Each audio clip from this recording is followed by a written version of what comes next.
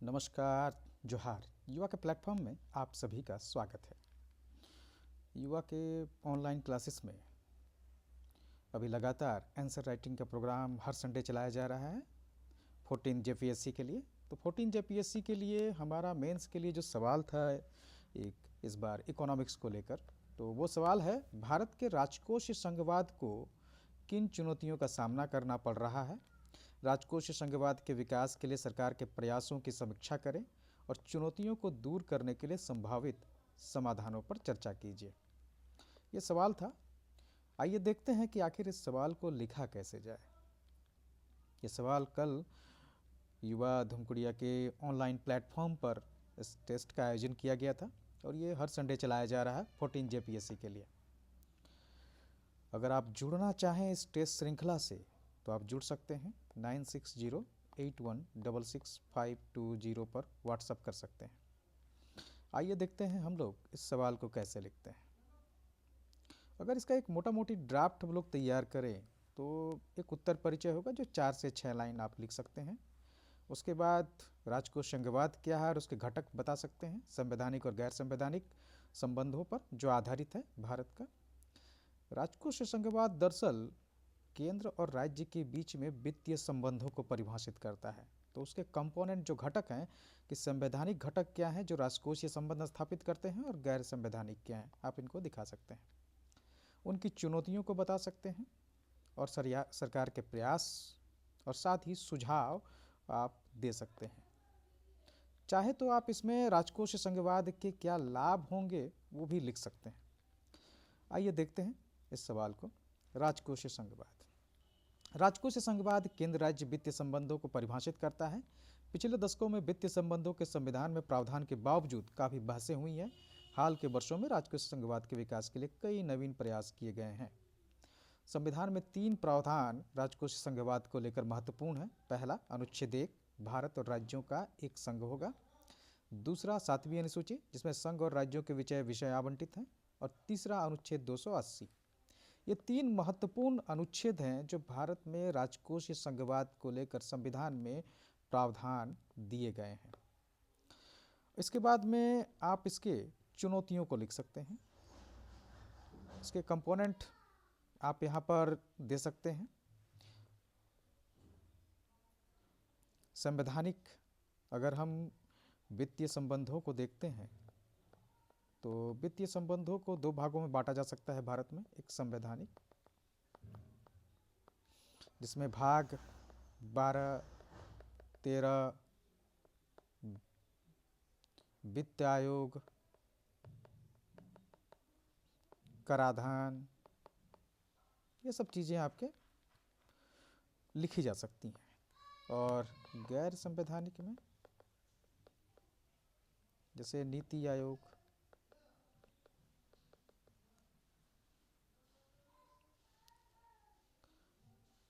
सरकार के कार्यक्रम, जो भी योजनाएं चलती हैं उसके, विशेष राज्य का दर्जा, 360 को भी लिख सकते हैं जो वित्तीय आपातकाल है। साथ में राज्यपाल की भूमिका भी, खासकर वित्तीय विधेयकों के संबंध में।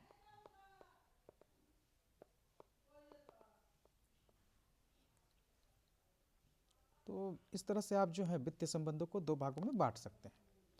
अब आते हैं चुनौतियों पे। तो कई तरह की चुनौतियां हैं इसमें। जैसे आपदाओं पर अब अधिक खर्च किया जाने लगा है तो राज्यों का खर्च बढ़ गया है। केंद्र योजनाओं के जो भार है उसको लेकर भी राज्यों में वृद्धि हुई है, क्योंकि केंद्र जो है लगातार उसके पास फंड ज़्यादा है तो वो अधिक से अधिक योजनाएं क्रियान्वित कर रहा है। और इसमें चूंकि कई तरह के प्रावधान जैसे केंद्र योजनाओं में होता है कि 60% अगर केंद्र दे रहा है तो 40% राज्यों को देना होगा। उत्तर पूर्व राज्यों के लिए 10% है। तो इससे राज्यों पर भार पड़ रहा है। जैसे मनरेगा आ गया या शिक्षा का अधिकार, इसके तहत भी राज्यों को खर्चा करना पड़ रहा है। एनएफएसए 2013, इसके द्वारा भी जो है खाद्य सुरक्षा को लेकर ज़्यादा खर्च करना पड़ रहा है राज्यों को। तो ये इसने राज्यों पर भार बढ़ा दिया है, जबकि ये केंद्र सरकार द्वारा प्रायोजित योजनाएं हैं। पंचायती राज और यूएलबी जो अर्बन लोकल बॉडीज़ हैं, इनके पास भी कम अधिकार हैं करके, जिसके कारण इनको अनुदानों पर ही आश्रित रहना पड़ता है। जीएसटी संबंधी भी कई मुद्दे हैं, जैसे राज्यों की वित्तीय स्वायत्तता में कमी आ गई है। राज्यों के कर उगाही का एक महत्वपूर्ण भाग केंद्र ने लिया है जीएसटी के माध्यम से। केंद्र द्वारा जीएसटी का मुआवजा भी समय पर नहीं दिया जा रहा है। राज्यों के जीएसटी राजस्व में कमी का भी आकलन किया गया है। इसके अलावा अभी हाल में राज्यों के जो ऋण लेने की क्षमता है वो उसको नेट बोरोइंग सेलिंग 5% कर दिया गया है राज्य के जीएसडीपी का। तो ये भी काफ़ी कम है, जिसके कारण राज्य कोरोना के बाद भी जो है अभी तक कई राज्य उबर नहीं पाए हैं और उनके पास अभी सीमित वित्तीय स्रोत हैं जो उनके खर्च को लेकर समस्याएं पैदा कर रही हैं। ऊर्ध्वाधर असंतुलन है केंद्र और राज्य के बीच में। केंद्र के पास जहां अधिक आय के स्रोत हैं, वहीं राज्यों के पास आय के स्रोत सीमित हो जाते हैं। क्षैतिज असंतुलन भी है, क्योंकि जहां महाराष्ट्र, यूपी, गुजरात जैसे बड़े और विकसित राज्य हैं, वहीं झारखंड, बिहार जैसे पिछड़े राज्य भी हैं जिनका जीडीपी काफ़ी कम है। उपकर और अधिभार, इनका प्रयोग सरकार ज़्यादा से ज़्यादा कर रही है और उपकर और अधिभार ऐसा होता है जिसको राज्यों के साथ बांटना नहीं पड़ता है। इसके कारण जहां एक और राज्यों के पास में सीमित हो जाता है कर लगाना, वहीं केंद्र सरकार उपकर और अधिभार के द्वारा जो है अपने राजस्व को बढ़ा रही है। योजना आयोग का राजनीतिकरण और विफलता, ये भी एक कारण रहा है और चुनौती है। विवेकाधीन अनुदानों में हाल के समय में वृद्धि देखी गई है। जो अनुदान राज्य सरकारों द्वारा राज्यों को दिया जाता है वित्त आयोग द्वारा, वो तो है, लेकिन जो केंद्र सरकार अपने विवेक से देती है उस अनुदान में राजनीतिकरण के कारण वृद्धि हुई है। राज्यपाल की भूमिका भी काफ़ी विवादास्पद हो जाती है, क्योंकि कई बार राज्यपाल समय पर वित्त विधेयकों पर राज्यों के हस्ताक्षर नहीं करते हैं। हाल के समय में केंद्रीय योजनाओं में बहुत ज़्यादा वृद्धि हुई है, जिन्होंने दो तरीके से काम किया है। एक तो जहां एक और राज्यों का भार बढ़ा दिया है कि आपको अगर केंद्रीय योजनाओं को लेना है तो अपना हिस्सा खर्च करना होगा। दूसरा, केंद्र हर क्षेत्र में योजना लागू करके राज्यों को सीमित कर दे रहा है कि आखिर राज्य किन क्षेत्रों में योजना बनाए, तब जाकर उनको अंततः फ्रीबीज जैसे आधार पर आना पड़ता है और मुफ्त की योजनाओं को जोर देना पड़ता है। केंद्र के पास अधिक आय के स्रोत हैं। कोरोना का भी प्रभाव देखा गया है, जिसमें राज्यों के वित्तीय समस्या शुरुआत हुई है, उसमें अनुशासन में कमी आई है और उनका घाटा बढ़ा है। राज्य वित्त आयोग का गठन भी एक समस्या है, क्योंकि अभी तक जैसे झारखंड में 3 ही राज्य वित्त आयोग गठन हुए हैं, 9 राज्यों में अभी तक 6ठा वित्त आयोग गठित किया जा चुका है। जबकि पंचायती राज और अर्बन लोकल बॉडीज़ को जो पैसा दिया जाता है वो राज्य वित्त आयोग के सिफारिश पर ही होता है, लेकिन राज्य वित्त आयोग का गठन न होना राज्य पंचायती राज संस्थाओं को कमज़ोर कर रहा है। अब देखते हैं कि आखिर सरकार ने सहकारी प्रयास के लिए क्या किया है। तो सबसे पहले जीएसटी बनाया और जीएसटी के साथ में जहां उन्होंने केंद्र पर कर उगाहने का भार कम कर दिया, वहीं जीएसटी परिषद में राज्यों को मतदान में 2/3 भार दिया है।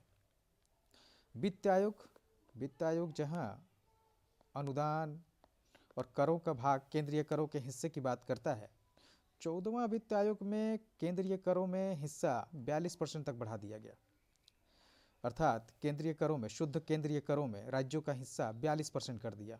वहीं 15वां वित्त आयोग में इसको 41% किया गया। 1% कश्मीर और लद्दाख के लिए है। पंचायती राज और अर्बन लोकल बॉडीज़ की स्थापना के साथ इन्होंने, केंद्र सरकार ने वित्तीय विकेंद्रीकरण को बढ़ावा दिया और स्थानीय स्तर पर शासन को समुचित रूप से कारगर करने के लिए अनुदान की भी व्यवस्था की। नीति आयोग ने योजना आयोग की विफलता को पाटने का काम कर रही है। नीति आयोग योजनाएं बनाती हैं और सरकार जो है उसका वित्तीय आवंटन करती है। तो नीति आयोग एक तरह से क्षेत्र विशेष और देश के दूरगामी भविष्यकालीन नीतियों का निर्माण करने में सिद्धहस्त हो रही हैं। सरकार ने योजना और गैर योजना व्यय को भी खत्म कर दिया। केंद्र प्रायोजित योजनाओं का युक्तिकरण भी हाल में किया गया। योजनाओं को अब अम्ब्रेला स्कीम के तहत चलाया जा रहा है और योजनाओं को काफ़ी कम कर दिया गया है। अभी अम्ब्रेला स्कीम के तहत में 28 अम्ब्रेला स्कीम्स हैं। राज्यों को ऋण लेने की जो सीमा है उसको भी हाल में बढ़ाया गया है। वो स्टेट जीडीपी का 3% से बढ़ाकर 5% उसका नेट बोरोइंग सेलिंग कर दिया गया है। तो इससे राज्यों के पास में अधिक ऋण और राजस्व की क्षमता, उसके पास में ज़्यादा धन की क्षमता में इजाफा हुआ है। वित्त आयोग का गठन हर 5 साल में राज्यों को अनुदान और केंद्रीय करों में हिस्सेदारी के लिए किया जाता है, जिसमें वित्त आयोग हाल के वर्षों में जो केंद्रीय करों में हिस्सेदारी है उसको बढ़ा रही है। प्रदर्शन आधारित अनुदान भी केंद्र सरकार ने शुरू किया है, जो राज्यों को वित्तीय अनुशासन के पालन के लिए जिम्मेदार बनाता है। FRBM एक्ट 2013 भी राज्यों में राजकोषीय घाटा को नियंत्रित करने में सहायक है, तो ये काम आप दे सकते हैं। सुझाव की बात करें तो आप कमीशंस जो बने हैं उनसे भी सुझाव ले सकते हैं, अदरवाइज आप कुछ अपने से भी सुझाव डाल सकते हैं। जैसे वित्तीय हस्तांतरण में सुधार हो, अर्थात केंद्र और राज्य के बीच में जो वित्तीय हस्तांतरण होता है उसमें सुधार होना चाहिए, राज्यों को ज़्यादा उसमें भाग देना चाहिए। अनुच्छेद 246 और 7वीं अनुसूची पर विचार किया जाना चाहिए, ताकि वैसे विषय जो समवर्ती में हैं उनको स्पष्ट किया जाना चाहिए कि वो राज्य सूची में हो या केंद्र सूची में। साथ ही राज्यों को अधिक कर उगाही के लिए कुछ नए प्रावधान किए जाने चाहिए। पंचायती राज और अर्बन लोकल बॉडीज़ को अधिक अधिकार दिया जाना चाहिए, ताकि उनके पास में राजस्व के अधिक स्रोत हो और वो अपने स्वशासन व्यवस्था में अधिक काम कर सकें। FRBM एक्ट 2003 को फिर से परिभाषित करने की ज़रूरत है, क्योंकि समय के साथ में हमारे वित्तीय आवश्यकताओं में इजाफा हुआ है, तो वित्तीय अनुशासन को नए तरीके से परिभाषित करने की आवश्यकता है। गैर बजटीय अनुदान में हाल के वर्षों में लगातार वृद्धि देखी गई है, तो इसकी समीक्षा की भी आवश्यकता है। इसके बाद में आप एक पॉजिटिव निष्कर्ष लिख सकते हैं और इस तरह से ये सवाल आपका पूरा हो जाएगा। धन्यवाद।